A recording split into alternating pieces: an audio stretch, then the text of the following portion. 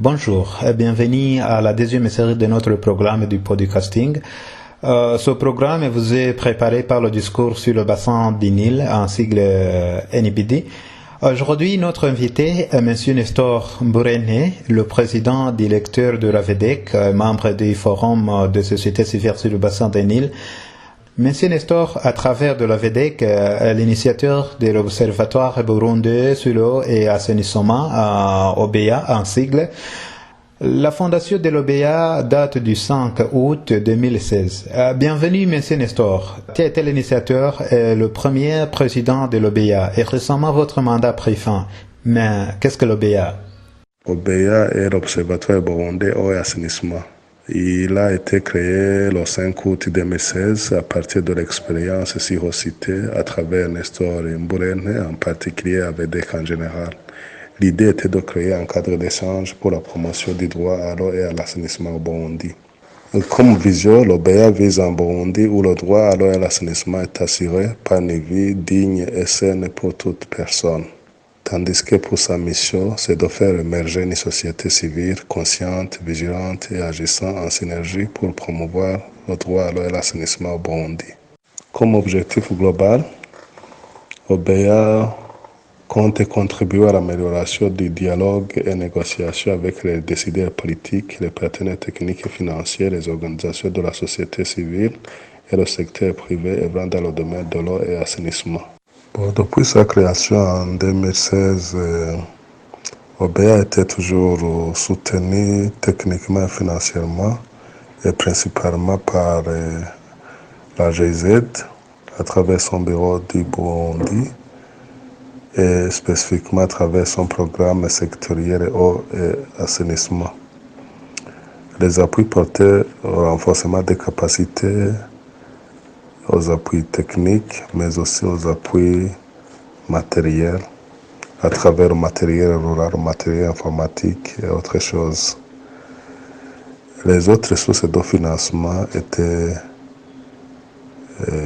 non négligeables aussi.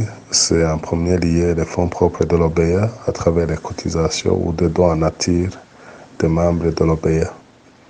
Et en dernier lieu, un autre partenaire technique et financier a été Africarita, qui est une petite organisation suisse qui a aussi déjà soutenu quelques activités de l'OBEA.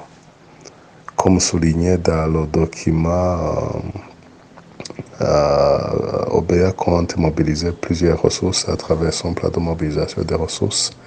Espère avoir beaucoup de financement pour la mise en œuvre de ces projets.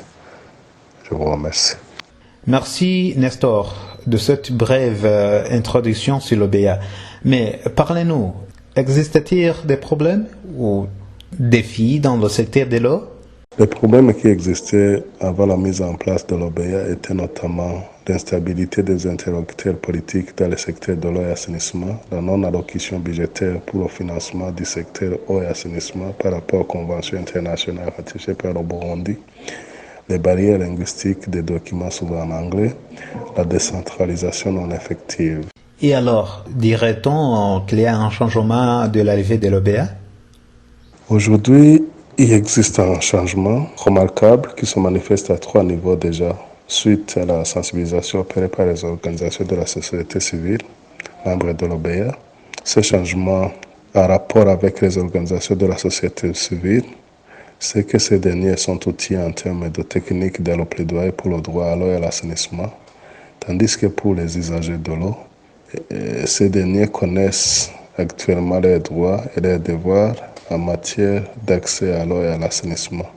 Tandis que pour les autorités politiques, la gestion du service public de l'eau est une priorité à travers la gouvernance locale, maîtrise d'ouvrage local et la redevabilité envers les populations. OBEA est en train d'influencer les politiques également en termes de l'équité sur la répartition inégale des infrastructures au niveau provincial, mais aussi de rendre effective la décentralisation dans le secteur de l'eau et l'assainissement. Vous nous dites qu'il y a un changement remarquable. Qu'avez-vous réalisé alors? Depuis 2016, OBEA a déjà réalisé les activités importantes suivantes. Il a déjà mené beaucoup de formations sur la vigilance citoyenne, le lobbying, plaidoyer, approche basée sur les droits et les droits humains. OBEA a déjà réalisé des travaux de protection de la zone tampon du lac Tanganyika et celle de la zone tampon de la rivière Mutwenzi à Gitega. OBEA a déjà également mené une campagne de sensibilisation sur le droit à l'eau et l'assainissement dans la commune de Kabezi, mais aussi OBEA a déjà mené une analyse de la pollution de l'eau du lac Tanganyika, mais aussi une analyse de l'impact du recouvrement forcé opéré par la régie des eaux aux différents acteurs, mais aussi la mise en place de 4 réseaux communaux, plateformes communales sur l'eau et l'assainissement dans les communes de Mugamba, Buyengiro, Vianda et Bugarama. Durant les 4 d'activité, des défis n'ont pas manqué, mais des solutions ont été trouvées. Le premier défi était la faible autonomie financière de l'OBEA. Et comme solution envisagée, il a été la promotion des cotisations par les organisations membres, la mobilisation des financements, les dons en nature.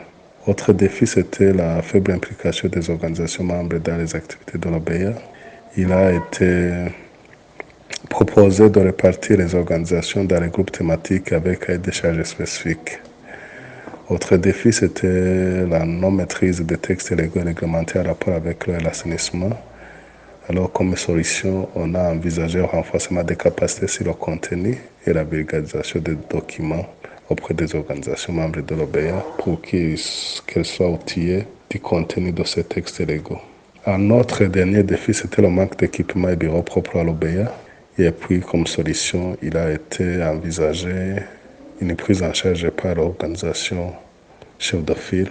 Pour le cas qui était présent, c'était l'organisation AVDEC qui était fondateur à travers son représentant légal. Monsieur Nestor, l'on parle du changement climatique et ses effets, bien sûr néfastes. Y a-t-il des exemples typiques au Burundi?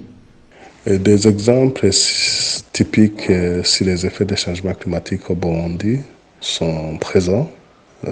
C'est notamment, par exemple, le tarissement des émergences des sources d'eau, les inondations, la sécheresse et le retard des pluies. Oui, il y a une relation entre l'eau et le changement climatique.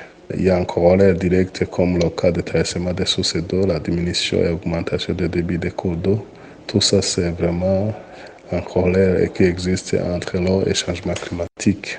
Nous sommes tout presque à la fin. Monsieur Nestor, est-ce que vous avez un message à partager?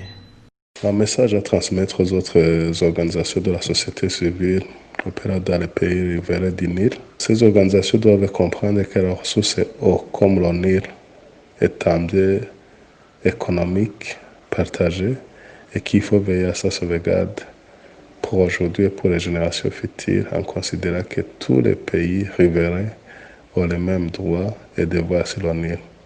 Pour réussir ce pari, les organisations de la société civile doivent se manifester pour le plaidoyer et la promotion du droit à l'eau et à l'assainissement. Un dernier message à donner aux organisations de la société civile, c'est que les organisations de la société civile regroupées en réseau ou en plateforme doivent développer une synergie et complémentarité pour le seul objectif de promouvoir le droit à l'eau et l'assainissement, en fait de pouvoir influencer les politiques de nos gouvernements tout en se dotant d'une meilleure place comme meilleur interlocuteur de ces mêmes gouvernements. Je vous remercie.